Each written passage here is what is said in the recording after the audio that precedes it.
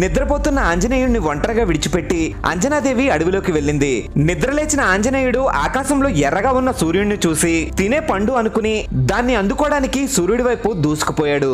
ఆ రోజు సూర్యగ్రహణం కావడంతో సూర్యుడిని మింగడానికి వెళ్తున్న రాహువు సూర్యుడి వైపు వస్తున్న హనుమంతుడిని చూసి ఆ విషయాన్ని ఇంద్రుడికి చెప్పాడు. ఇంద్రుడు హనుమంతుడిపైకి వజ్రాయుధాన్ని విసరడంతో అది హనుమంతుడి దవడకు తగిలి హనుమంతుడు మూర్ఛపోయాడు. తన బిడ్డ పరిస్థితిని చూసి ఆగ్రహించిన వాయుదేవుడు గాలిని ఉపసంహరించుకోవడంతో ముల్లోకాలికి ఊపిరాడలేదు.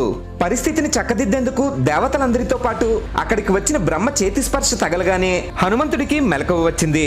వజ్రాయుధం వల్ల హనువు గాయపడింది కాబట్టి ఆంజనేయుడు హనుమంతుడయ్యాడు. సూర్యుడు తన శక్తిలో 100వ వంతుని హనుమంతుడికి వరంగా ఇస్తే బ్రహ్మ చిరాయువునిచ్చి బ్రహ్మాస్త్రం కూడా హనుమంతుడిని ఏమీ చేయలేదని వరమిచ్చాడు. కానీ బ్రహ్మాస్త్రాన్ని గౌరవించి హనుమంతుడు ఇంద్రజిత్కి లొంగిపోయాడు. హనుమంతుడి భక్తులు ఇక్కడ కామెంట్ చేసి జై శ్రీరామ్ అని గట్టిగా చెప్పండి.